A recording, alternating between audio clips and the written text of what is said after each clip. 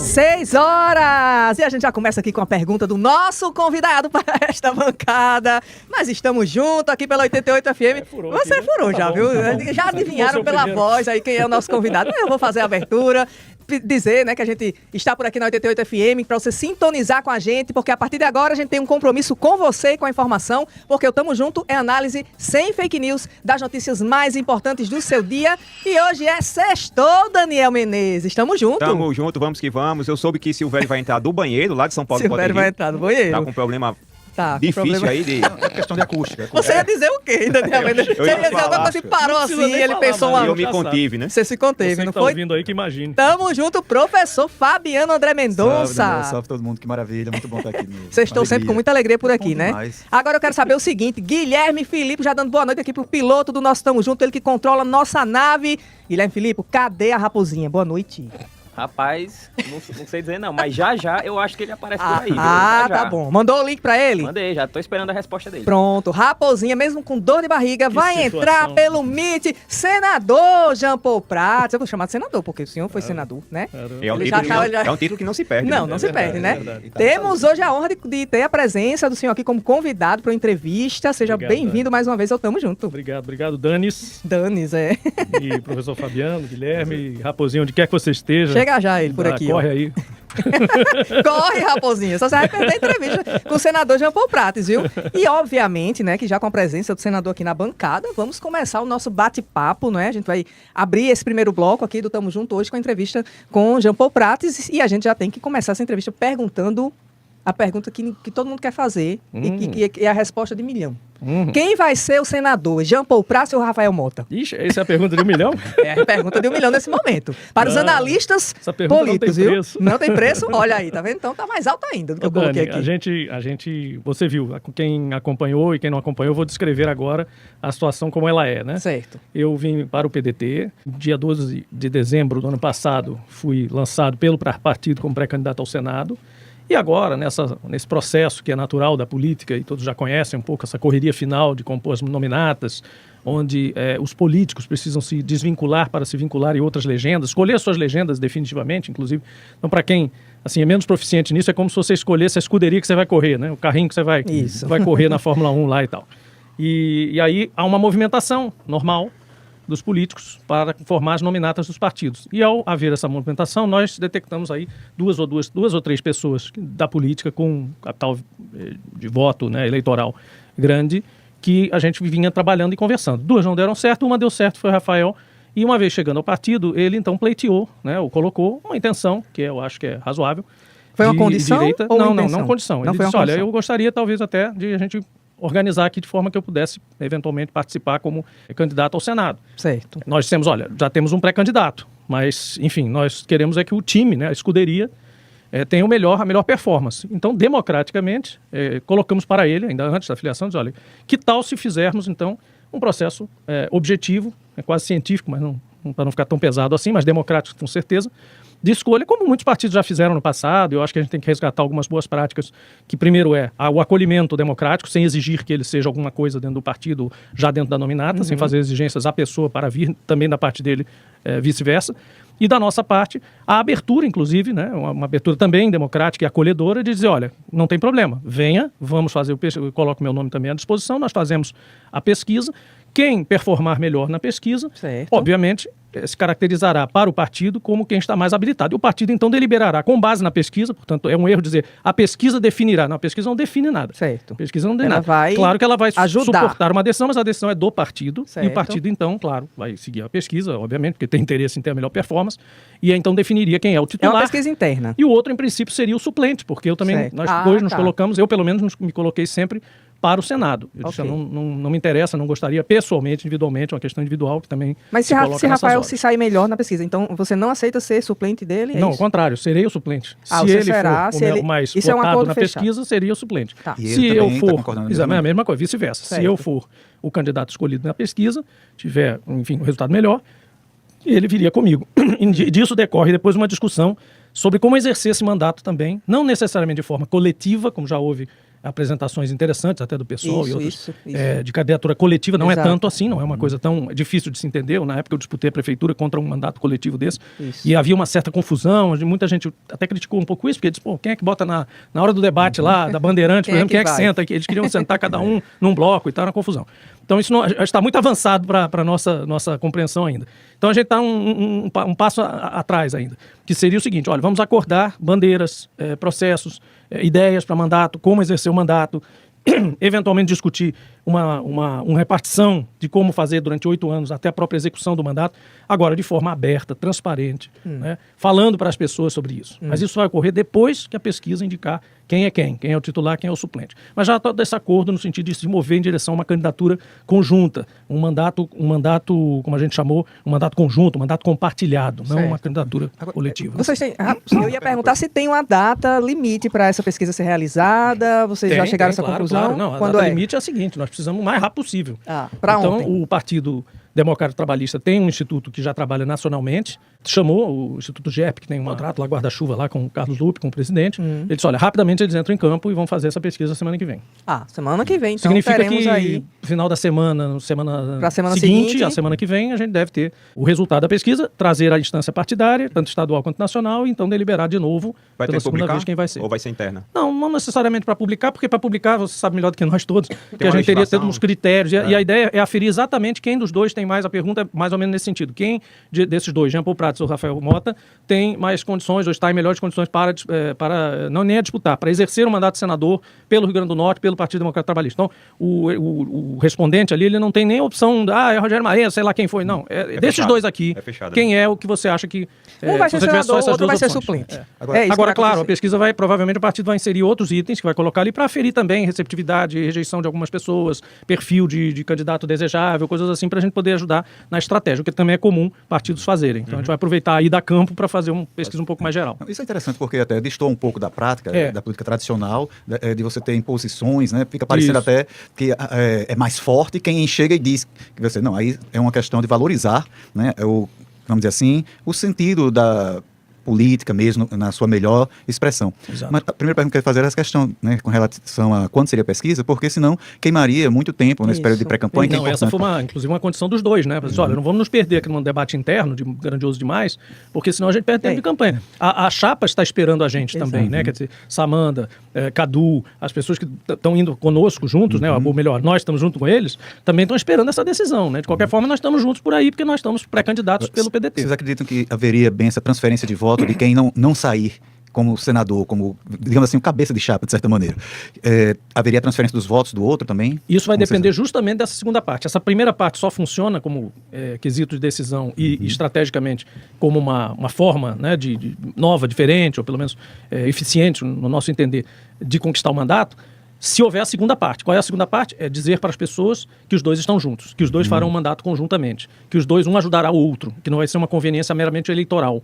Porque a suplência, normalmente no Brasil, ela ou é vendida, o cara compra a suplência, diz, olha, vou ajudar o candidato principal, e tem lá um personagem popular, entra normalmente um empresário obscuro lá qualquer, banca a campanha, assim era antes, e vai na suplência para garantir, né? Porque diz, ó, qualquer coisa eu tô por aqui. Eu tenho até medo de ter um suplente desse, porque o cara é capaz de Com matar certeza, você para né? assumir. Né? Olha, a garantia sou eu. Agora, ou então é alguém correligionário ali, alguém que poderia... Mas nunca é uma pessoa que, tipo, olha, eu vou fazer o trabalho junto com você. A gente se completa, a gente tem um perfil eventualmente complementar, então vamos juntos, um é o titular do suplente, quando for necessário, um entra no lugar do outro. É a diferença de um jogo de futebol Vai para um ser jogo uma de basquete, novidade né? aqui, não é? O jogo lá de vôlei. Ia ser Isso. A diferença do jogo de vôlei. O jogo É de verdade, futebol, dá o cara sai e não entra mais. Não entra mais. No vôlei você No cara fica do vôlei, revezando. ele vai entrando, vai saindo, vai independente revezando. se tá ataque ou defesa, você tá perdendo o jogo, você tá ganhando. Então, Isso é inédito mais aqui? Eu acho que é. E, na inédito, verdade, vou né? contar uma coisa a vocês. Eu Vai ser cheguei a a primeira vez que propor vai ter isso. material de campanha com suplente aparecendo na Então, foto. é, Material- interessante Exatamente. isso. A ideia é por aí. Talvez É. não seja tão... Enfim, é mais ou menos Vai isso. ter algo assim. Veja, isso não é inédito para mim, porque eu sempre aspirei a fazer isso. Eu, na época que estava ainda no Senado, para a reeleição, disputamos aquela possibilidade de Carlos Eduardo, etc. e tal. Antes de surgir isso, até quando o presidente Lula veio aqui, jantou na minha casa, a gente fez um trabalho sobre isso, nós íamos convidar o senador Garibaldi. E eu propus isso, olha só, diante da magnitude de uma parceria como essa para o Senado, eu me proponho, mesmo como mandatário atual, a discutir a suplência com o senador Garibaldi. Se ele vier para junto de nós fazemos um mandato desse jeito, compartilhado. E vamos também discutir dessa forma quem seria o titular, quem seria o suplente, porque naquela época, na saída ali, com a efervescência daquelas emendas que nós estávamos relatando de combustíveis e tudo isso, podia ser que não seria nada incomum que eu tivesse até condição de ganhar uma pesquisa, eventualmente, nesse sentido. E só não andou para frente porque ele mesmo, Garibaldi, declarou para nós e até para o presidente Lula que saiu lá de casa no dia seguinte, foi almoçar com ele para propor isso, que eu já tinha proposto, por conta de questões físicas, mas assim, ele disse, olha, eu não quero fazer uma campanha para o Senado, é diferente, é muito pesada para mim, enfim, ele teve lá as razões pessoais e aí o presidente recuou, disse, não, razões pessoais a gente não insiste, não discute. Se fosse dissesse, olha, eu acho que eu não tenho condição, é diferente. Mas razões pessoais a gente não discute. Então a gente desistiu daquela ideia e agora estou recuperando essa ideia. Eu propus ao partido, propus a Rafael, todo mundo ancorou-se nisso e eu acho que é uma coisa perfeitamente factível. A gente tem que se acostumar com isso. Eu acho que é uma forma de escolher entre candidatos. Afinal, o partido tem que ser visto como uma equipe que quer ganhar. Então, para ganhar, você tem que jogar com todas as armas, inclusive escolher os mais habilitados naquele momento para concorrer como titular. A ideia básica do partido mesmo para servir como um filtro social para quem é que vai disputar, né? Para escolher, servir para reduzir essa complexidade de candidatos através do partido. Exatamente. E é só isso. Quem quiser maldar, dizer, o Jean não tinha interesse, ele estava, na verdade, jogando para ser suplente de Fátima, ele estava não sei o quê. Tudo é boato, tudo é fofoca, tudo é futrica. Também que você e Rafael não estão tão bem assim quanto aparenta, né? Não tem nada, não tem nada a ver. Conversas nós, firmemente nós estamos colocados como candidatos dentro de um partido democrático da centro-esquerda, mais assim, da esquerda brasileira, querendo construir um partido. A condição que Rafael também colocou vindo para o partido foi a mesma que a minha. Nós queremos construir uma opção, uma alternativa de esquerda no Brasil, que marche junto com o PT, que marche com o presidente Lula nessa eleição, mas sabe-se lá o que vai acontecer depois de 2030 e a gente tem que estar preparado para ter 3, 4, 5 siglas, como a direita tem, para poder atrair todos os tipos de eleitores e todos os tipos de simpatizantes, enfim, de admiradores, para trazer a política de volta para as pessoas e as pessoas de volta para a política. Para isso a gente não pode ter simplesmente uma liderança só e um partido só na esquerda. Esse é meu entendimento. Então, eu fui para o PDT com esse entendimento. Eu não estou trabalhando necessariamente também para ela, mas só para 2026 a eleição. Estou trabalhando para 28, para 30, para o pós-Lula na política e para um Brasil do futuro para gerações. Prazo, né? É o que a gente tem em mente. E acho que Rafael tem a mesma posição. Então, não há como ter incompatibilidade, nem briga nenhuma. Pelo contrário. Se eu fiz o gesto de sair de uma posição confortável de pré-candidatura já lançada, não tem por que estar chateado comigo. E eu também não tenho por que estar chateado com ele, porque eu o acolhi, nós o convidamos para vir, eu e Márcia, para compor o partido, para ter mais uma figura importante no partido. Partido que recusa, dificulta, atrapalha a vinda de pessoas, de ativos importantes eleitorais, não quer crescer. Jean, e o PDT já recebeu garantia do PT de que o candidato do PDT vai ser o segundo senador do grupo? Não é garantia do PT, porque o PT não manda no PDT. O que acontece é o seguinte, para compor a nossa aliança, estão postas essas posições. Nós estamos reivindicando e apresentando os candidatos. Então não tem nada definido ainda. A para titular, B para suplência, porque fizemos essa coisa e porque achamos que os dois têm equivalência, tanto que nós estamos fazendo uma pesquisa, não precisamos fazer pesquisa, temos uma equivalência de atratividade em relação ao eleitor. Então nós supomos, evidentemente, que tenhamos as duas vagas, porque o PDT tem o direito de lançar um candidato titular e um candidato suplente. Pode ser na aliança e pode ser paralela à aliança. O partido não é federado. O federado, isso, sim, tem que se submeter a isso. PT, PV e PCdoB. O PDT e o PSB não se submetem a isso porque não estão na federação. Eles podem sair lateralmente com o candidato Lula. No final das contas, não é o PT, não é o grupo governista. É o grupo. Mas a intenção é essa. O grupo sentar depois. Porque como é que você vai sentar com um grupo que ainda não definiu qual é o deles? Então, assim, a gente primeiro tem que resolver o nosso problema interno e vamos sentar na mesa e dizer, olha, agora nós temos aqui um titular e um suplente. Você tem uma coisa melhor do que isso?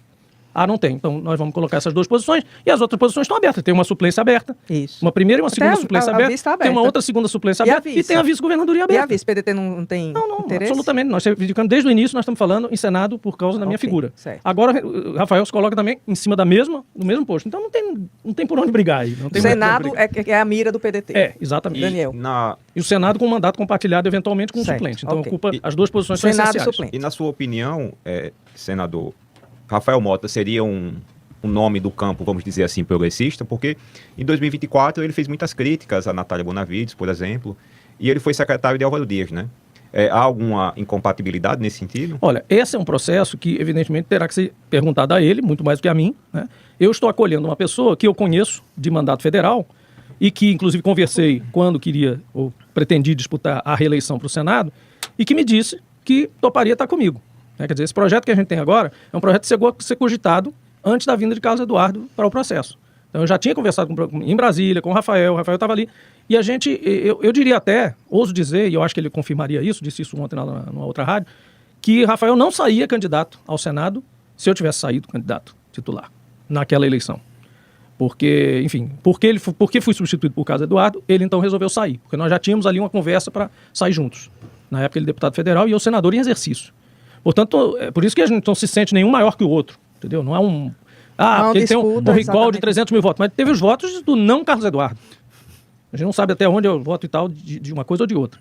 Agora, em relação a eventuais fases da vida política, eu acho que ele mesmo teve entrevistas que fez esse meia-culpa, disse, olha, talvez eu tenha realmente errado naquele momento, enfim, são coisas que ele tem que responder. Eu, assim, não me sinto qualificado para falar por ele nesse sentido. Para nós, é ainda o Rafael com quem eu tratei antes desse processo todo. Talvez esse processo tenha decorrido de uma certa ânsia de ocupar o espaço, de entrar num lugar qualquer onde ele fosse recebido, e em outro lugar não foi, então, assim, não me cabe julgar isso. O senador ontem, Rafael Mota, concedeu uma entrevista a uma emissora de rádio, na qual ele fez uma afirmação de que Rogério Marinho teria comprado a eleição em troca de emendas, né? A distribuição maciça de emendas como ministro de Bolsonaro na época, jogando bastante dinheiro em troca de votos, segundo Rafael Mota. O senhor concorda com essas colocações? O fato é notório. O fato é notório. Como você quer chamar, se é compra do mandato, ou se é aproveitar, como é que a gente fala? Mas mandar emenda não é bom, não? A legislação fala em abuso de poder econômico. Isso ele cometeu. Mas chegou a ser condenado, não? Não, porque não foi investigado. Não chegou a ser investigado porque simplesmente as pessoas que poderiam testemunhar sobre isso ficaram nos lugares que estavam.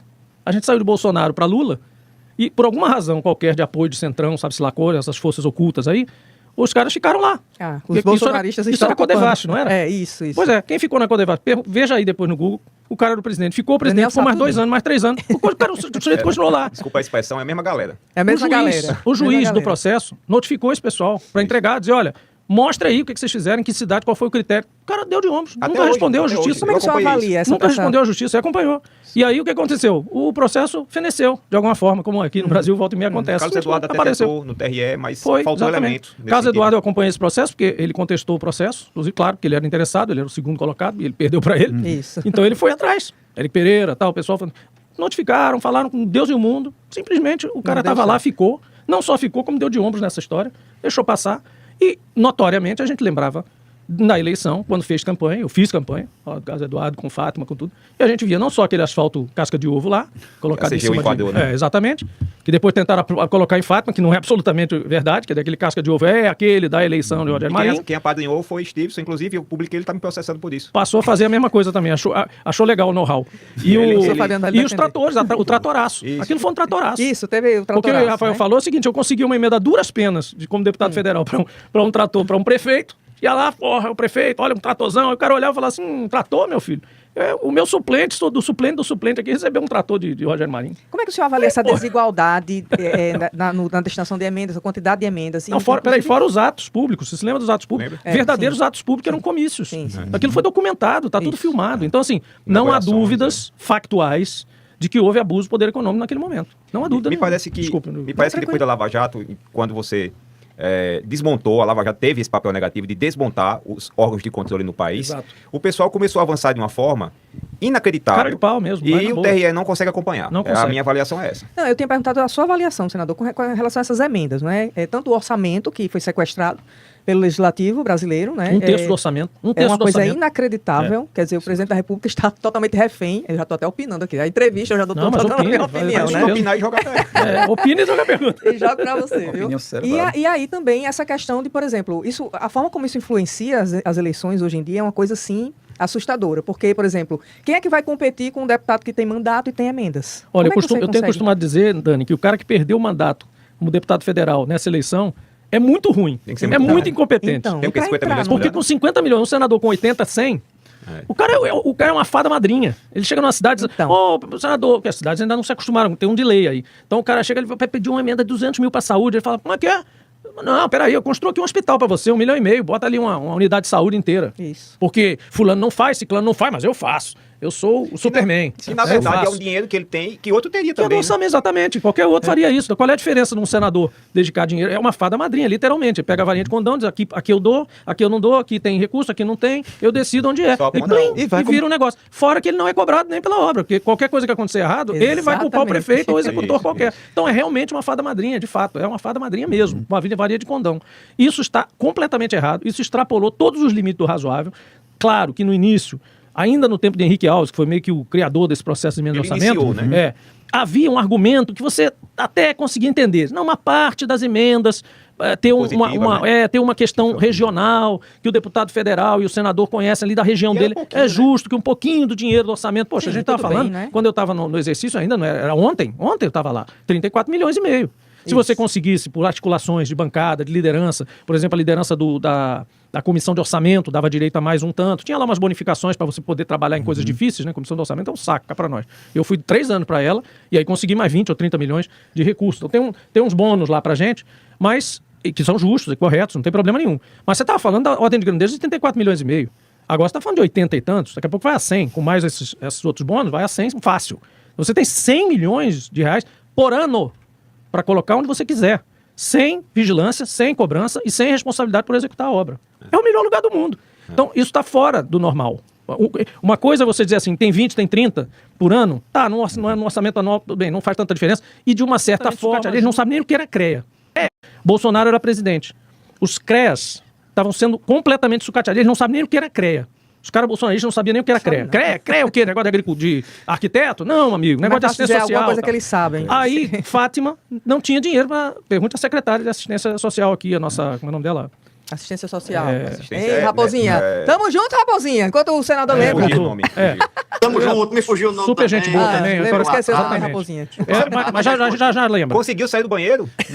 Rapaz, É um plano de fundo falso feito. Tá baixinho aí, peraí. Você tem um assunto pertinente que envolve Aumenta o volume de fisiologia raciocínio. e efeitos Pronto, psicossomáticos, né? Ah, Porque vocês sabem, vocês que estão nos escutando na 88 FM, que toda sexta-feira eu invento uma desculpa para fazer jus ao meu direito constitucional ao livre exercício do Miguel.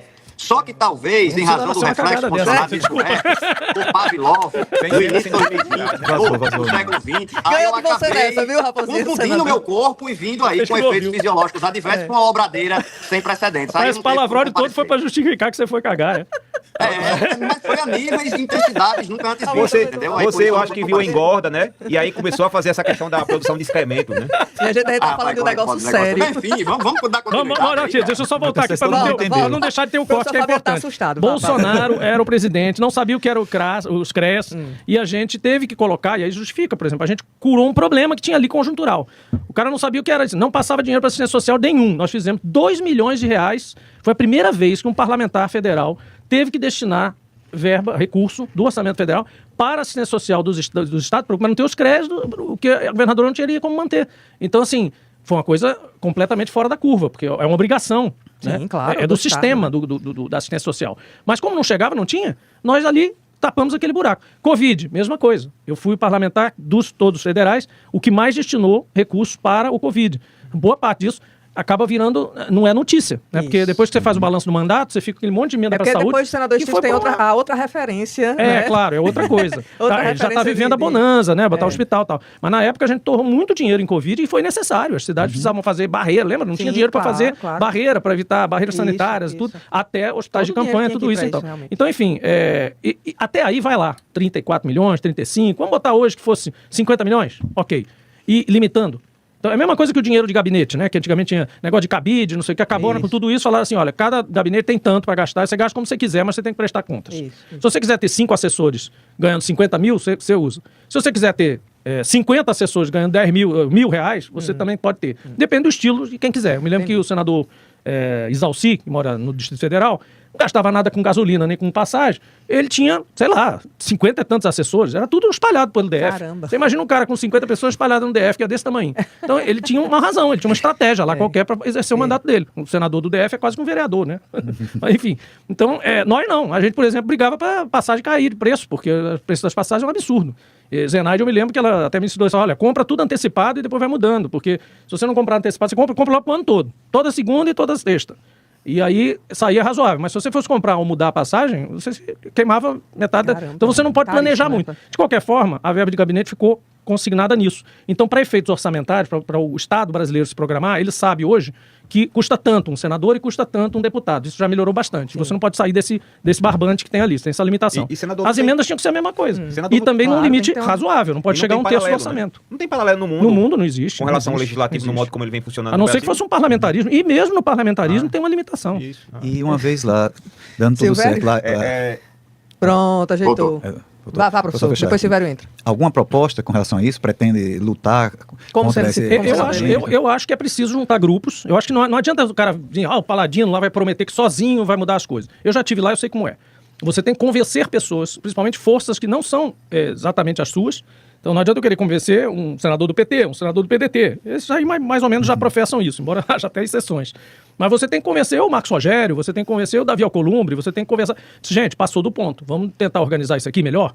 Vamos aqui, reunião de líderes e tal, naquele negócio. Leva um ano para um negócio desse. Porque tudo que é conquistado, né, para eles, a turma senta em cima, não quer mudar. Né? Pô, já virou uma coisa consolidada. com certeza, não, né? o povão já aceitou isso, não dificuldade nos vamos judiciários, contestar nisso não. penduricalhos, né? Agora, quando isso passa do ponto e passa a prejudicar tudo, né, aí a turma começa a ter medo da opinião pública. A única coisa que o parlamentar eleito e o político em geral, em termos de eleição também, teme é reação de opinião pública. Governo também.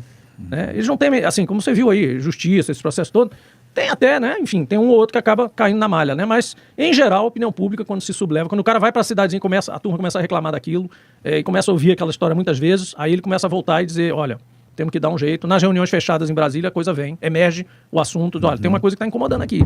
Ah, lá no Pará também. Aí o outro entra em Pernambuco também. Rapaz, lá no Sul também a gente tá sentindo que o pessoal não tá gostando disso. Aí o negócio anda. Como foi a reação à PEC da bandidagem? Né? Que teve Como aquela- foi a reação da PEC teve da aquela bandidagem. pressão, exatamente. Eu tava em Silvério agora, Exatamente. mas tudo bem. E aí entra importantíssimo papel de imprensa, imprensa séria, porque mesmo discordando, Com certeza. mesmo imprensa que queira ser de direita, liberal, o que for e tal, mas pelo menos em alguns momentos coloque os assuntos e dê margem ao debate. Então mesmo os jornalões que a gente critica tanto, e eu assim, tenho quase certeza que hoje estão completamente comprados, porque senão não sobreviveriam mais, só de anúncio, né? Então eles estão comprados por esses eventos que você vê, Super VIPs, não sei aonde, então essa turma, você vai olhar quem sustenta esses jornalões, pode olhar aquela barra de patrocinadores dos eventos empresariais de Nova York e coisa e tal. E eu vou a esses eventos, palestro nesses eventos a pedidos e tudo isso, faço meu trabalho de militância, né, dentro desse grupo empresarial, que é um negócio raríssimo na esquerda brasileira. Eu vou lá para dentro e vou falar as coisas que eles têm que ouvir. Sim. Vou dizer que o Estado é importante, vou dizer que privatização é uma bosta, vou dizer que a gente tem que manter as agências reguladoras de forma a não prejudicarem o consumidor e só ajudarem os regulados, mas não a punir os regulados e ajudar os consumidores. Enfim, eu vou fazer essas defesas. Essas são as minhas bandeiras em geral. Muita gente confunde isso. Eles dizem, o cara tá lá no lead, ele agora se bandeou para os empresários. Não, senhor, eu tô lá no lead e tô fazendo meu papel. E o João Dória, que é um dos caras que tá nesse processo, respeita isso. E me chamou porque eu saí da Petrobras como presidente da Petrobras do PT. Não tem problema, ele quer ouvir minhas versões. Ele quer ouvir minha versão sobre biodiesel, sobre o agro, sobre como está dominada a pauta de energia por esse pessoal do Centro-Oeste, como a gente aqui no Nordeste está perdendo, porque estão diabolizando aí a energia eólica e a solar por conta da intermitência, como a gente vai perder planta de hidrogênio e as indústrias verdes, porque São Paulo tem ciúme, que a gente vai ter energia barata aqui para oferecer e pode atrair todas as usinas do mundo. Aliás, em poucos anos, em 20 hoje. anos, todos os data centers podem vir para cá, porque a gente tem vento sobrando e sol sobrando. Compensa trazer data center para cá? Claro, Não, claro que teve um compensa encontro com só a pelo custo de governadora energia. hoje, não foi, E a senador? questão da água é outra coisa que a Folha de São Paulo inventou. Porque os data centers têm circuito fechado. Você botou água uma vez, você vai repor água numa característica de 10%, 15% no máximo e diminuindo, porque a tecnologia vai evoluir. Se isso é um problema, óbvio que os caras vão desenvolver tecnologias que daqui a pouco você não vai usar, como lá no Saara tem, lá na Arábia Saudita tem data centers, com usina barata, Deixa eu energia fazer o barata. seguinte. Eles não usam água. Não, entendi. É um líquido que não se regenera. Olha, são 6h35, ainda tenho que dar alô para essa galera toda que está aqui no chat do YouTube. Silvério também tem que perguntar para o senador Jean Paul Prats, que ainda não fez nenhuma pergunta, né, Silvério? Eu quero saber o seguinte. Ele está recuperado. Jean, você pode ficar mais um pouquinho que estamos Claro, juntos? claro, Então, claro. pronto. Todo Então a gente vai mundo fazer o junto. seguinte, Vai até intervalo. Se meia-noite. não ficasse, eu ia aderir ao MBL. Deixei que passou pra vir pra cá e não fazer nenhuma pergunta. Calma, você vai E tá de perguntar. totó A e gente só tudo. vai fazer uma pausa no Daio rapidinho. Eu vou dar os alôs enquanto a gente faz essa pausa aqui no YouTube. E aí, quando voltar, você já entra com a pergunta, tá bom? Tudo bem, tudo Pronto, bem. então já você que está no Daio da 88.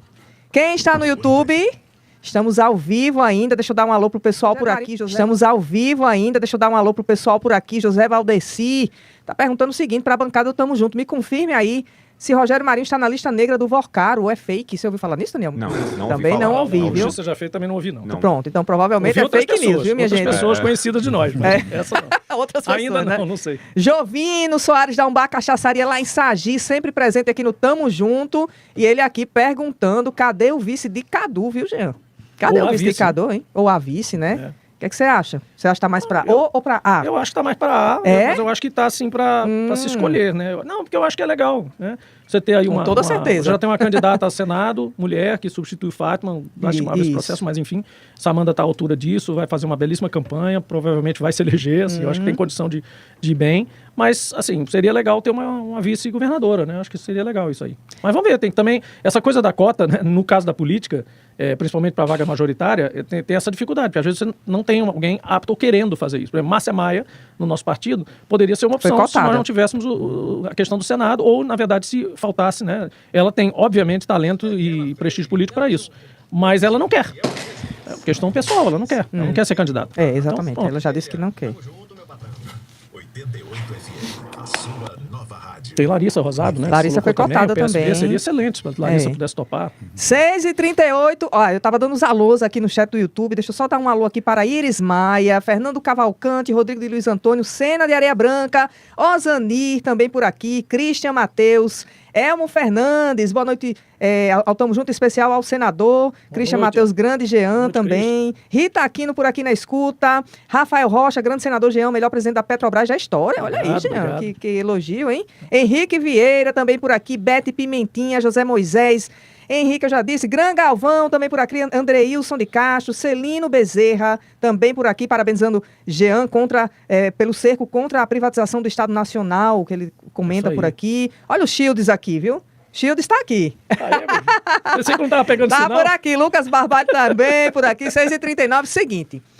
Jean estava falando sobre, ele acredita que, estava falando sobre as pré-candidaturas ao Senado, diz que acredita na eleição da senadora, a senadora de Samanda Alves. Claro, tem que acreditar, minha colega, minha irmãzinha, amiga, querida, a gente está sempre dando força para todos os passos da vida dela. Eu tenho muitas pessoas adotadas no PT quando eu fui senador. Mas será que Fátima consegue transferir voto? Tem pessoas que eu ajudei, voto? assim, muito, inclusive em termos de carreira, de pensar também, não só na política, dentro da política, como alternativa à política, porque eu acredito muito, eu vejo muito talento, Marina também, Marina, própria, que tá lá da na Secretaria, Marina Marinho, isso. Marina Marinho e Marina da Potigás também, que é a presidente da Potigás, a companheira de Samanda. Qual é o sobrenome dela? Juliana Rangel, que eu levei para a Petrobras, trabalhava comigo, que era advogada do PT. Certo. E várias delas, pessoas que têm vida profissional competente, e tinham isso. E às vezes eles tendiam a colocar a questão partidária, eleição, e às vezes até a temporada entre as eleições, um pouco acima disso. Eu sempre chamava atenção, dizia, olha, mantenha o curso, faça seu curso, faça suas coisas.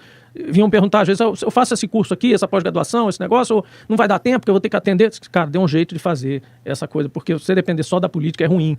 E eu sempre vou professar isso, porque eu sou um exemplo disso. Eu não dependo da política, isso me dá independência total. Não preciso depender de mandato. Se eu não for candidato nessa eleição, não tem problema. Se eu não for na próxima, não tem problema. Vou continuar fazendo política, formando outras pessoas, ajudando o partido, ajudando as nossas frentes, ajudando em programas de governo, como eu fiz anos a fio antes de entrar na política mesmo, com Vilma, com vários outros no Rio de Janeiro, com Ciro Gomes, com Lula, com vários programas que eu fiz de governo, de eleições passadas, desde 89, já desde o Brizola. Então, assim, são coisas que a gente fazer política é isso. No PDT, como fundador. Como PDT, foi o meu primeiro partido. Raposinha chega a estar triste, viu, Jean? Olha, porque ele não perguntou ainda. Não, mas agora eu vou fazer a pergunta, né? Esse é o custo de não vir pra cá. Olha aí. Eu tô trabalhando, mas... Esse é o custo de você não vir pra cá. Se você estivesse aqui, você me interrompia. Olha aí, tá vendo? É verdade, mas rapidamente uma pergunta, porque é o seguinte, o senador, a meu ver, foi muito feliz ao falar daquilo que a maioria da população... Olha aí, tá vendo? É verdade, mas rapidamente uma pergunta, porque é o seguinte, o senador, a meu ver, foi muito feliz ao falar daquilo que a maioria da população consideraria como privilégios dos senadores, né? Que a gente sabe que tem ali a sua necessidade, muitas vezes a verba de gabinete, mas para a maioria da população que trabalha 6x1, que tem uma dificuldade, às vezes vive de auxílio do governo, isso pode ser encarado como um privilégio. Aí eu queria saber do senador, porque eu cito, por exemplo, o senador Stevenson, que gosta muito de utilizar essa retórica, que ele está trabalhando demais, que ele está trabalhando demais, que ele está trabalhando demais. Aí quando a gente vê esse trabalho do qual ele fala, é destinação de emenda. Então, basicamente, ele chega num local onde foi construída uma UBS, que ele destinou a emenda, mas ele não colocou um tijolo, mas ele não teve lá fiscalizando diariamente como se engenheiro fosse, ele simplesmente destinou a emenda e depois chega lá e diz que é um trabalho muito grande que ele está fazendo, que é um trabalho de assinar um papel dizendo a emenda vai para tal canto.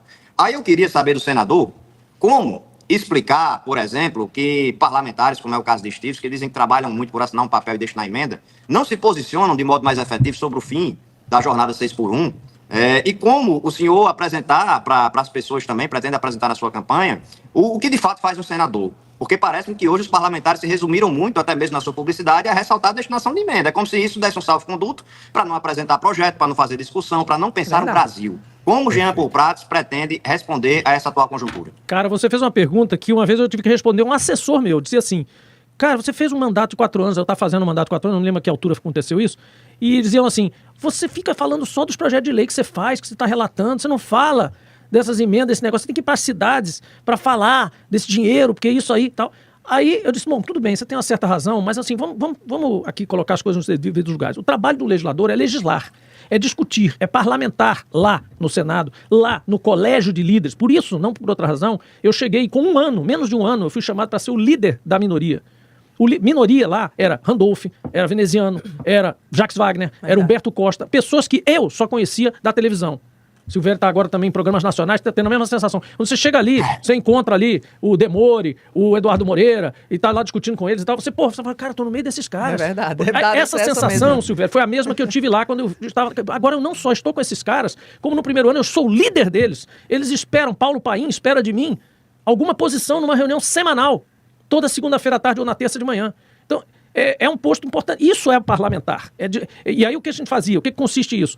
Reunir todas as demandas de um partido gigantesco como o Partido dos Trabalhadores, mais o PSB, mais o PSOL, mais o Rede, que era o Randolph era da Rede, mais todos esses, e dizer quais dessas pautas nós vamos pedir ao presidente para colocar essa semana em pauta. Como nós vamos nos posicionar. Dizer às assessorias da liderança, que aliás eram tão qualificadas que nós tínhamos entre nós lá, nada menos do que o Jorge Messias, hoje candidato ao Messias, foi nosso assessor na liderança do PT. O Bruno Moretti, atual ministro do Planejamento. Vê como esse time nosso da esquerda é qualificado e a gente não ressalta isso. Esses caras eram os assessores meus e da bancada, da liderança. Eles preparavam as nossas justificativas de voto. Isso é trabalho. Se você vir algum dos senadores representando o Rio Grande do Norte hoje falando que faz isso, talvez isso não fale tão fácil à pessoa mais comum, mas nós precisamos acostumar as pessoas a saber que é isso que se espera de um senador. Não é simplesmente a fada madrinha com a vara de condão, porque isso qualquer um faz. Qualquer um faz.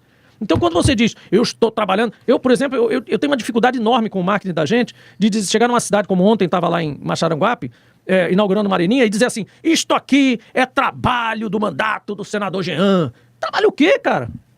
Trabalho é a gente montar um programa inteiro de 72 areninhas potiguares no estado inteiro, ir lá no IFRN, pedir, fazer uma parceria, bolar um negócio com um professor de educação física em cada uma dessas areninhas por 2 anos, com bolsa para 2 outros bolsistas em cada cidade, por 2 anos, para ativar aquele equipamento, não é só uma obra, e botar um campo de grama, com iluminação, com vestiário, com alambrado, com tudo isso, com a ativação desses professores do IFRN, uma entidade pública insuspeita, sem mamata, sem confusão, sem contratinho com o primo. É um projeto. Outro projeto. Um programa para a visibilidade das populações indígenas. Para dar um exemplo bem disparatado, nós fizemos um programa de... Isso é trabalho de um mandato no local de origem. Isto dá trabalho, porque você tem que sentar com lideranças indígenas, discutir quais são as demandas delas. Eu descobri que eles eram invisíveis. O IBGE dava 0 indígena no Rio Grande do Norte. Como é que um lugar que se chama Potiguar, no IBGE aparece 0 indígenas? Quando você anda na rua, você vê vários indígenas. E aí isso mudou, né, recentemente. E mudou por causa do nosso programa de visibilidade. Pergunte aos indígenas do Tapará aqui, do Catu. Todos conversaram com a gente. Ah, mas ninguém sabe disso, Jean. Você tem que ver. Tudo bem, a gente vai para uma campanha, senador, eventualmente a gente vai dizer isso. Só para terminar. Então, o senador e o deputado não podem ser despachante de dinheiro. Você está certo. É isso. Quando eu falei de Macharanguape ontem, como é que eu falo? Eu não digo, o trabalho da gente. Eu digo, isso aqui é uma cooperação nossa. Se a prefeita, o prefeito, a equipe de vocês, o IFRN, não estivessem aqui com a gente, não adiantava nada a gente destinar esse recurso. Isso só aconteceu porque vocês pediram, vocês solicitaram a areninha, se qualificaram, colocaram lá o edital com a garantia da grama, com isso, aquilo tudo, que a gente fez como programa sugestivo. O cara faz se quiser. A gente não diz quem vai fazer a obra, a gente não pega de rebate pra ninguém. Tinha prefeito que ia no gabinete. E eu dizia que ia dar uma areninha, o cara virava pra mim e falava assim, mas o senhor não quer nada, não? Eu digo, eu não entendi na primeira vez. Eu disse, como assim não quer nada? Uma volta de 10%? Não vai indicar ninguém, não? Eu disse, como assim? Não estou entendendo. Segunda pergunta. Terceira, o senhor não vai pedir para fazer a obra? Eu disse, não, cara. E esse dinheiro é todo meu mesmo? E tem político... O medo que dá é ficar com ele mesmo. Provavelmente sim, porque se o cara veio me perguntar isso espontaneamente, eu não Sim, disse sim. nada. Então, Agora- provavelmente eles estão acostumados que você destine dinheiro e ele pergunta, o dinheiro é todo para mim mesmo? É tudo, eu posso fazer? Eu dizia, gente, pelo amor de Deus, o dinheiro é de vocês. Coisa Eu não comum, consigo com nem certeza imaginar é o que comum seja isso, outra né? coisa. Então, Eu queria só, rapidamente, brevemente, pedir para o professor Fabiano falar sobre uma novidade da Justiça Federal, porque o nosso programa vai ser toda a entrevista, senão não vai dar tempo para o professor Fabiano Não, eu vou- falar, porque tem uma novidade lá sobre conciliação, né? Eu ia professor falar, Sassão? foi muito lindo. Mas quer dizer assim, o senhor está falando agora justamente do que é um trabalho do parlamentar. Um certo Um tempo, dos, tem dos, vários. pois é. Mas um tempo atrás, o Rio Grande do Norte se orgulhava de ter A ou B, que eram parlamentares realmente de destaque, parlamentares, como costuma-se dizer, influentes no Congresso Nacional. Isso andou caindo um pouco de nível. Né? A questão da nossa bancada até sofre um pouco com isso. E é isso que eu não vejo, por exemplo, quando se fala que o senador fica dizendo que eu arranjei emenda tal, e diz, não trabalha. Pronto. Como é que o senhor vê, como é que o senhor avalia Sabe como é que eu o vejo trabalho isso, no professor? Senado hoje em dia? O que é que a gente está fazendo? eu acho que a gente tem um certo complexo de vira-lata. Nós, na esquerda potiguar. Porque, sem querer me gabar absolutamente, mas o que é que o senador Zé Agripino Maia ou o senador Garibaldi Alves, nomear exemplos, que pessoas até que eu tenho trato, não tem problema, não tem contra eles nada, a não ser a discordância ideológica pura, completa e absoluta, mas o resto, Bem o que é que eles ressaltado. fizeram que eu não fiz, por exemplo?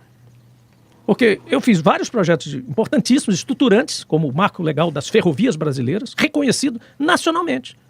Eu todo ano sou chamado lá para a Frenlog, pela Frente Nacional de Logística e pela CNT, para homenagearem o marco que nós escrevemos. Eu escrevi integralmente aquilo com a equipe de trabalho, evidentemente, mas muitos artigos eu escrevi pessoalmente. Eu levei 200 dias, porque tinha o Covid, a gente fez 75 reuniões para definir como seriam reguladas as ferrovias, a recuperação das ferrovias nacionais.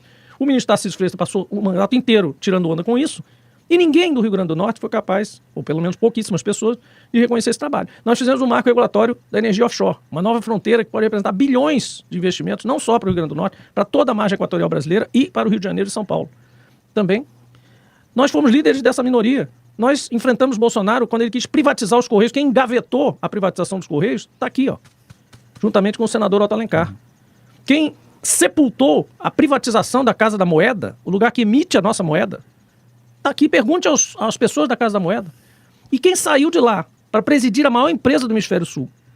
Então, por que nós não valorizamos as pessoas? Por que a gente diz que aqueles eram senadores com prestígio nacional e esse não tem prestígio? Se eu sair da Petrobras, fui chamado para vários grupos de prestigiados nacionais para continuar falando nacionalmente, divido a minha vida justamente entre isso e aquilo, mantenho a presença total aqui, absoluta, mas faço esse trabalho, como eu disse, esse trabalho quase de missionário, né, de ir para dentro dos outros grupos empresariais e fazer esse trabalho de catequização, literalmente, sobre a visão da esquerda, e que a esquerda não é um bicho-papão para os negócios, para o empreendedor, até para os evangélicos, foi enfim, para criado, tudo isso. né, Então, por que nós não ajudamos Um as pessoas? folclore, A gente né? parece ter uma Perfeito. dificuldade de impulsionar as nossas próprias lideranças. Porque eu diria mais para você, eu recebo mais reconhecimento, olha, tá aí o cara que falando, o petroleiro aí, o melhor presidente da história. Tem milhões de comentários desse. E, na verdade, por quê? Pergunte ao petroleiro, eu não preciso dizer. Pergunte a qualquer petroleiro ou petroleira do Rio Grande do Norte que você conheça aí no seu condomínio, na rua, no ônibus. Pergunte sobre a gestão do Jean. Eu não estou me gabando, não. Eu estou simplesmente fazendo um trabalho mínimo de dizer, nós, como líderes da esquerda, temos que nos prestigiar. Ao invés de nos atacar. Deixar claro para o povo o que é então esse trabalho para E o que é essa esse luta, trabalho, para não exatamente. chegar qualquer um pedindo voto. Aí você fez o quê? Isso, eu me incomodo muito. Aí, Eu tenho, fake news. tenho tocado muito nesse assunto aqui, cotidianamente aqui na rádio, que as pessoas precisam entender que qualquer senador eleito vai ter acesso a esse recurso. Isso, entre aspas, Perfeito. aqui, não é trabalho. É uma coisa... É uma prerrogativa. É uma prerrogativa do senador, ele vai só fazer a distribuição. Assim, eu sinto falta, tanto por parte do jornalismo, como também da classe política, e aí eu jogo para o senador, esse aspecto pedagógico de mostrar que, por exemplo, Tô quando dizendo o que ontem marco... eu falei isso sobre Marajaguá, fiz exatamente essa ordem. Quando o marco do saneamento ou das ferrovias é aprovado, isso vai significar emprego, investimento lá na cidade de Fulaninho. E outros que são as defesas contra atrocidades, contra maluquices. Porque no Senado e na Câmara, o que mais aparece é assim, é uma profusão legiferante, é uma maluquice. Assim, o cara tá tomando shopping no bar lá no Rio de Janeiro e o amigo fala assim, olha, eu acho que tinha que proibir não sei o quê. Os caras tão bêbados. Aí o outro é parlamentar, eu tenho um amigo que é deputado, ele vai dar um jeito aqui, peraí. Aí sai um projeto de lei de um negócio que ninguém estudou, ninguém viu, ninguém faz. É desse jeito, E, coisa de e assim, bar mesmo. o ritmo de trabalho do parlamento brasileiro, ele é frenético. Vocês não têm ideia da pauta, as maluquices que chegavam nas pautas, essas que eu falei que toda semana a gente tinha que analisar, cada coisa do arco da velha, assim, coisas absurdas. Rogério Marinho, que quer privatizar até a existência. O que é que o senhor pensa a respeito? Correio, Caerne, o que mais? Tenta fazer um Isso aí já exercício tá mental suficiente. O que do é que que você acha seria desse? o correio privatizado. Você que está aí, eu disse esse exemplo em comissão. Foi esse exemplo que enterrou os Correios. Atenção, vou repetir porque não tem o registro. Tem registro aí, mas, enfim, as pessoas preferem não reproduzir. Eu disse lá na comissão, o senador Alto Alencar, quem vai atender as bordadeiras de Timbaúba dos Batistas? Elas acabaram de fechar o contrato para a Olimpíada para mandar roupa para Paris. O povo Elas não estão sabe em disso. Timbaúba dos Batistas. Lá só tem uma assistência, o Correio. Isso. Estes Federal Express da vida, Mercado Livre, sei lá quem mais está entrando aí com esses... Esses caras vão a Timbaúba dos Batistas, eles vão manter uma agênciazinha lá para exportar nas caixinhas as roupas e os bordados que elas fazem. Eles vão estar lá em Tabatinga, da Amazônia. Eles vão quem está lá? Os Correios. Pureza. Ah, Jean, mas olha aí, pureza. Ó, mas os caras estão dizendo que dá um prejuízo danado. Entra no Google agora, procura aí. Prejuízo do Correio americano. Vê quanto é que dá. Se não dá uns 5 bilhões de dólares ou coisa assim, ou 9 bilhões de dólares, não me lembro mais a cifra, que eu tinha na época tudo de cabeça. Deixa eu Porque aproveitar os Estados Unidos, o país mais capitalista do mundo, mantém um correio estatal, 100% estatal, dando prejuízo. Porque é uma longa-manos, é uma extensão do A Estado esquerda. que atende pessoas que não seriam atendidas Isso, pelo é. privado. Perfeito. Você pode botar o cara para competir. Lá em São Paulo pode ter a motoca verde, a motoca vermelha, a motoca amarela. Tudo bem, é um mercado competitivo. Mas em alguns lugares a motoca não vai chegar, nem o caminhão, nem a van. E nesses lugares tem que chegar os Correios. E aquilo não é... Uma vez eu falei para Fábio Faria, ele estava confortavelmente no seu gabinete, não veio à comissão, ele ficou numa tela, e eu disse, ministro, Correios não foi feito para dar lucro. Aí ele pegou, o senhor está dizendo, para a imprensa, né? Imagina um senador aí dizendo que é estatal, não pode dar lucro, não é feita para dar lucro. Eu disse, mantenha o que eu disse. Esse tipo de estatal, 100% estatal, se a estatal é feita para dar lucro, bote na Bolsa de Valores que nem a Petrobras. Tanto que a Petrobras sai dessa estatística. Quando eles dizem rombo das estatais, ele tira a Petrobras. Porque senão dava positivo pra caralho, né? Então tem que tirar. Aí, o seguinte, tirou. Por quê? Tá certo tirar. Porque a Petrobras está na Bolsa. A Petrobras faz uma Eu tô operação rindo comercial. porque é bom não ouvir besteira, porque nesse ambiente a gente só escuta besteira. Exatamente, pois é, mas aí tem que Isso é bom. esclarecer essas besteiras. Conversar com quem Todas as estatais que estão naquela do rombo, que o seu amigo bolsonarista do boteco fica jogando na sua cara, diga pra ele, amigo, ali tem empresa de hemoglobina, Tem um sei lá o errado quê. aí também. Ali tem correio. E ali tem empresa, a empresa que faz os projetos das estatais. Hemobras, Ali sabe o que tem? A EBSER, cara. Olha, Vamos privatizar a EBSER. Cara, não sabe nem o que Meu é. Deus do É a céu. administradora dos hospitais Dos hospitais universitários federais. exatamente. Como é que você vai vender isso? Aí vai vender, o cara vai administrar os hospitais federais universitários. Né? Então, assim, na verdade, essas estatais, elas só são empresas porque, por alguma razão estatutária, jurídica, social, qualquer, elas precisam ser empresas, porque elas, na verdade, são departamentos do Estado brasileiro. E o Estado brasileiro não é feito para dar lucro. Portanto, elas não são feitas para dar lucro. Fechou a equação? É. Bolsonarista. Perfeito. 7 horas e nós vamos ter que encerrar o Tamo. 1 hora de conversa foi pouco, viu? Com o senador Jean Paul Não, mas Brasil. a O gente Raposinho só escutou fez aqui uma uma aula, pergunta. Foi, Ei, peraí, maravilhoso. que eu não falei com o Silvério sobre 6 por 1. 6 por 1 é uma frase. Vamos fazer o seguinte, Só uma vamos nos frase. despedir só da 88 FM, a gente fica no YouTube. Beijo pra todo mundo na Beijo pra 88. todo mundo, do vamos falar Dai, pro 6 até por 1, vai pro segunda. YouTube. Vamos pro YouTube. Pronto, continue no YouTube. Vai lá. Não, Porque assim, é muito bom ouvir isso, porque assim, eu acompanhei essa situação com relação, por exemplo, há um tempo atrás, no tempo desses alopeados aí, eles tentaram fechar agências do Correios, fecharam Pureza, por exemplo. Eu era professor lá em Pureza na época, isso já faz um tempo, eu não era nem efetivo aqui ainda no FRN, e eu Por isso vi não a tinha nem situação... sinal de celular. Exatamente. Não tem sinal de celular, Exatamente. não tinha nessa época, me lembro. E assim, eu vi a situação, você mata economicamente uma região inteira. Então, Total. você está tendo lucro, entre aspas, com o Correio, fechando a agência.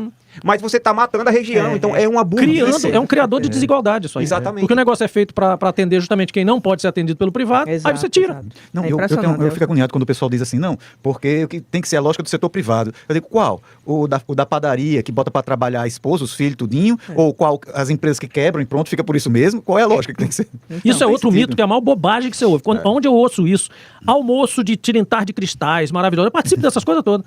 Chego lá e digo, o cara começa. Todo papo desse banquete tem isso. Começa professoral lá. O Estado é um absurdo, o Estado gasta mais. O Estado tem que ser administrado como a casa da gente. Isso é a maior imbecilidade que pelo amor de existe. Deus, gente. Por acaso a sua casa emite dinheiro? Por acaso a sua casa define qual é a taxa de juro?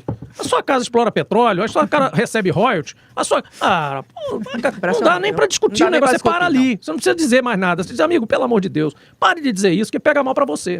Raposinha, E a 6 por 1, 6 por 1. 6 por 1 é uma Vou frase botar só. abaixo aqui pra Até ele. para pessoas mais insensíveis.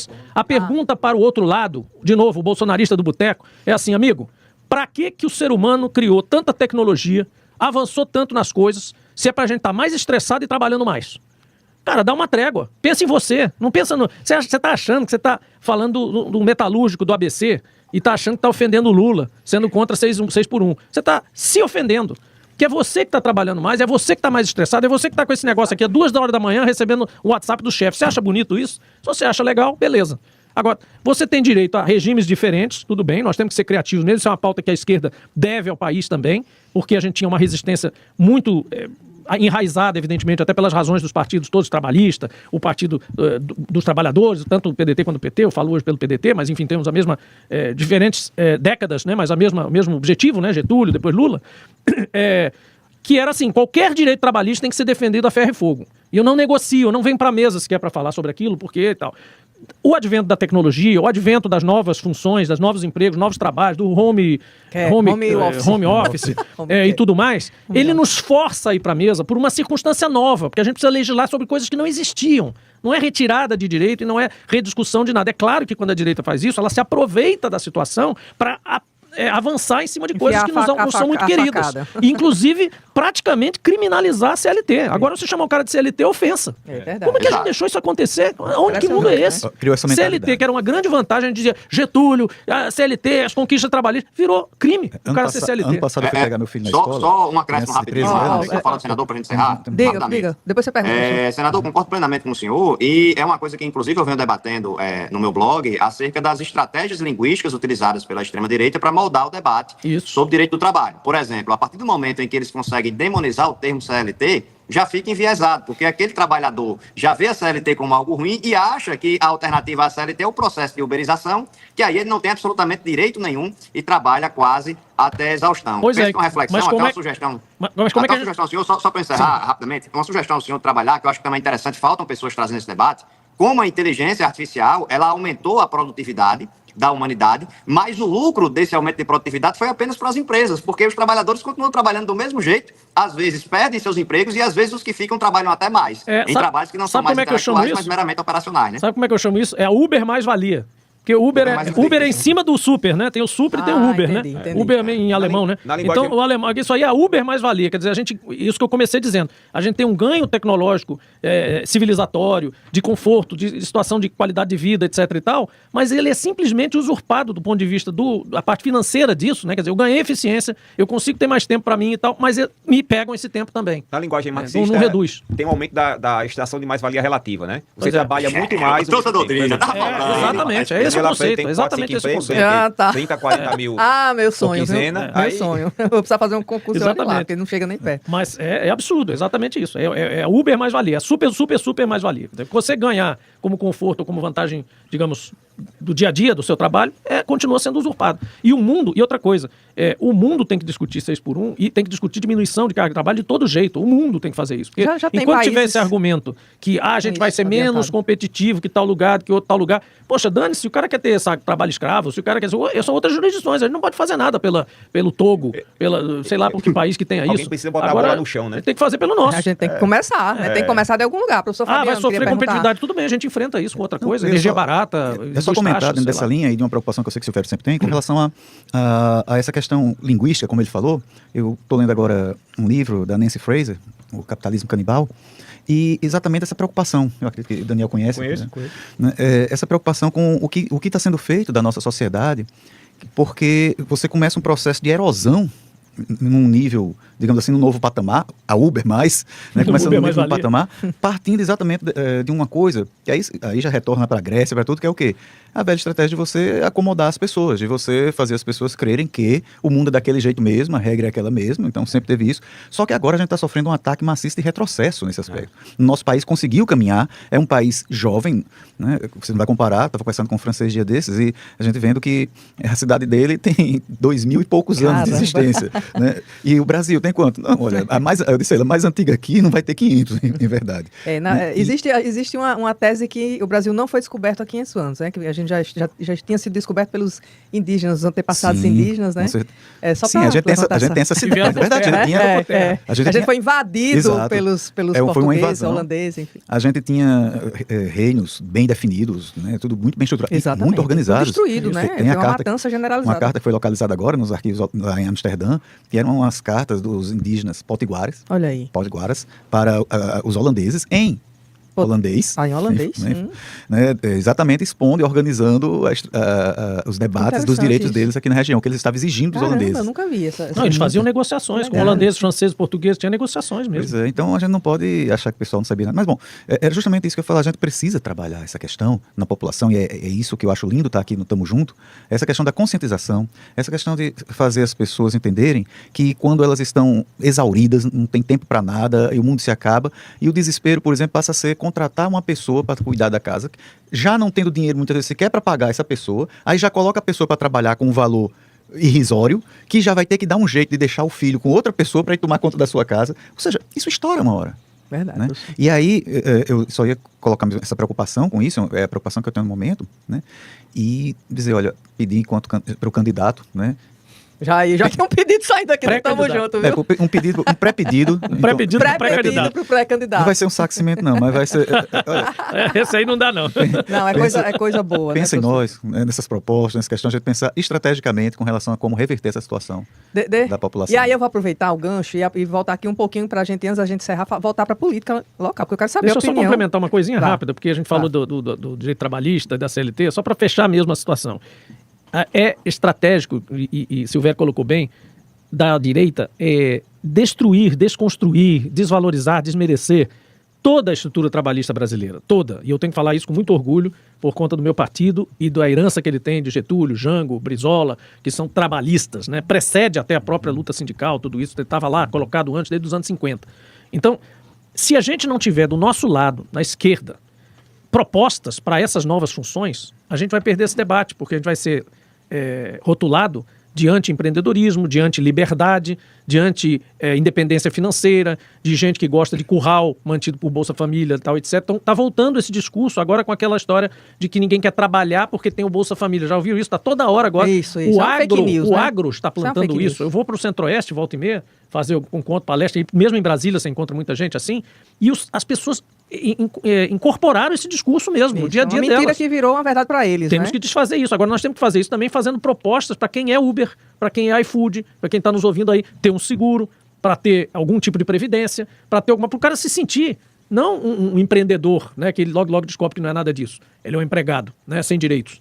Mas pelo menos um trabalhador minimamente protegido ali por alguma coisa e que ele goste do Estado. Você vê essa categoria dos trabalhadores autônomos de aplicativo, eles não suportam a esquerda. Como é que a gente chegou nesse ponto? Verdade. Você que está nos ouvindo aí, que é Uber, que é iFood, que é, enfim, trabalho de aplicativo, repense isso, porque ninguém aqui quer devorar essas ferramentas, quer negar a necessidade e até a imprescindibilidade delas hoje. A gente simplesmente quer que você tenha um direito Quer melhorar mínimo a vida dessas que essas pessoas, empresas né? podem sim pagar. Essa história de que a empresa vai embora do Brasil se tiver pagar um seguro para um cara que se estrupia todo numa moto no meio de São Paulo, é mentira. Mentira absurda. É mentira. Ela não Mentira. vai embora, ela simplesmente vai ganhar um pouco menos, Isso um tudo pouco é menos. fake news que eles criaram. Então não dá pra gente... E olha, ódio aqui ao ministro Boulos, que entrou com essa pauta e está trabalhando nisso, já está se trabalhando Verdade. em várias coisas em relação a essa É pauta. prioridade isso aí pra ele. Pela primeira vez está se organizando um processo para a gente poder dizer, inclusive agora, quando em campanha, para poder dizer, olha, isso aqui se ajusta a você e conquistar essas pessoas, não necessariamente para votar só, mas para estarem se perfilando ao lado de quem defende o Estado brasileiro. Deixa eu dizer aqui que nosso produtor Samuel, ele trouxe aqui, ó, ele mandou já para mim aqui, olha, o Serviço Postal dos Estados Unidos apresentou um prejuízo de somente 9 bilhões de dólares no 9 último, bilhões de no dólares, último bota ano, em real isso. dólares. No último ano fiscal, que aqui no caso faz uma referência a 2025. Então, esse aí é o prejuízo, né, que os bolsonaristas não falam, não se referem nunca, dos Correios americanos. 9 bi de dólares, ou seja, bota aí 5 vezes o 9 para você saber quanto em 45, real. 50 bilhões de reais. só isso. Pronto. Bom, vamos encerrar. A gente já tem 7 horas e quase 15 minutos, mas eu quero, antes de encerrar, perguntar para o senador Jean, como é que você está vendo aí essa disputa eleitoral do governo? Aqui, por enquanto, Cadu Xavier não tem aparecido tão bem nas pesquisas. Aliás, teve uma da Veritá que ele apareceu aí com um triplo empate Aliás, que é técnico. uma Você acha que ele pesquisa, dispara é uma ainda, pesquisa que senador? eu quero comentar, inclusive, porque eu fui assuntar, eu estava em Brasília no dia que saiu, fui assuntar quem era, o que era. E apurei que é um instituto que faz isso nacionalmente, portanto não é um instituto que esteja Não é aqui local. ao sabor de eventuais interesses locais de contratados ou contratantes interessados. E, portanto, ela incomodou um pouco. Você vê que a turma não falou dela. Eu soube até que há canais aqui de Natal que proibiram os seus comentaristas de falarem dessa pesquisa. Nossa, Eu isso aí eu estou tô sabendo defendendo agora. até. Vocês vão dizer, mas você está interessado porque você saiu. Break news. Você está interessado em defender porque saiu com 13% nela. Não é só por isso, é também. Mas Pois isso, você saiu aparecendo nessa mas pesquisa. isso é circunstancial, porque na verdade o que acontece é que nas pesquisas contratadas pelos dois outros lados, que disputam com o campo progressista, eles sempre tiram de quem não tem a expectativa de que tenha um percentual alto. Tanto que em Natal foi assim até o fim. Com o Mineiro também aconteceu em Natal isso. Comigo aconteceu. Eu subi em duas semanas, eles ajustaram as pesquisas. Eu estava em 7º lugar, saindo de 14º e cheguei em 2º. Então eles vão tirando até a penúltima pesquisa. A penúltima é a pesquisa que o cara vem negociar com você e diz assim: meu amigo, eu vou botar você lá em cima nessa penúltima, mas na última eu vou dar a real, porque senão eu perco credibilidade. Então, atenção, a penúltima pesquisa é a mais mascarada de todas, em todos os processos. Olha aí a dica, viu? Do Jean Paul Quando Prats. ela é contratada por alguém interessado. Tá? Quando você vê que tem rastro de alguém, fique de olho na penúltima, porque na última ele é obrigado a ajustar para não perder a credibilidade. Entendeu? Entendi. Então, nesse caso da Veritá, como é uma entidade nacional que está pesquisando para saber quem pode ganhar ou não, os contratantes deles são entidades empresariais, industriais e tal, eles querem ter um radar de quem está para ganhar ou não, quem está Até pra saber quem apoiar. Até para saber quem apoiar, exatamente. Então é uma pesquisa que eu levaria muito mais a sério do que ela foi levada, viu? Porque Ela acertou em Natal, em ela 2024. exatamente. Ela não vem de ninguém daqui, eu não quero aqui com isso desmerecer nenhum trabalho de ninguém daqui, absolutamente, mas tem que ter, sempre você ver quem é que contrata e para quem foi feita a pesquisa e tal. Mas nós temos que considerar essa pesquisa um pouco mais seriamente do que foi. É isso aí, meu povo. Tamo junto. Esse sextou foi além de todos os limites, viu, É professor uma Fabiano? sexta-feira fantástica. Não falei Foi de Cadu, ótimo. mas acho que Cadu vai sim Você acha que ele subir. sobe? Vai Por pro segundo conta, turno? claro, porque a militância, nós todos, nós vamos dicotomizar essa coisa. De um lado vai estar o campo progressista, em geral, mesmo quem não você gosta do concorda com Álvaro PT, Dias, então? mesmo quem, mas não gostei tanto do governo de fato, tem que trazer isso. Nós vamos trazer essa coisa para o debate mesmo programático, para como cada pessoa pensa sobre o Estado brasileiro, como ele é necessário em um Estado como o nosso, como o dinheiro público tem que ser usado direito e colocado nos serviços públicos de fato, não só pensando em lucro, dizendo que vai trazer investimento e tal, coisas delirantes que não tem fulcro na realidade. E do outro lado estarão dois grupos que representam 2 décadas passadas. O grupo dos oligarcas e o grupo dos coronéis. Então você vai poder escolher entre oligarcas e coronéis. Por quê? Fala aí comigo, vamos fazer um corinho aqui. Lá no grupo do Alisson tem. Começa com Alves, José Agripino, Maia. Isso. Garibaldi, Alves. João, Maia. Walter, Alves. Carlos Eduardo, Alves. Pai, não errou um, ó. pois é, né? Zenaide e Zenaide Maia. Maia. Então você tem 6 ao mesmo tempo. Aí outro dia me falaram, mas você tem Márcia Maia. Eu disse, sim, mas eu tenho um. Todo difícil não ter nenhum, todo tá mundo espalhado que já pelo Rio Grande do concorreu à Norte. eleição em grupos aqui no Rio Grande do Norte sempre teve um Maia ou um alvo de verdade, estimação. verdade. Já tem sempre um Maia de estimação ou alvo de Já estimação. Walter foi vice. É vice. Beleza, né? De exatamente. Fátima. Colocaram isso também. Então, vocês foram lá com o vice-governador. Sim, você tem que ser um de estimação, porque afinal foram as 2 famílias que dominaram a cena política durante décadas no Estado. Natural. A década dos oligarcas, as décadas dos oligarcas. E a outra é dos coronéis. Tem coronel fulano, tem patente para todos os gostos. Tem tenente, tem capitão, e tem 2 coronéis do velhos tempos, Rogério e Álvaro.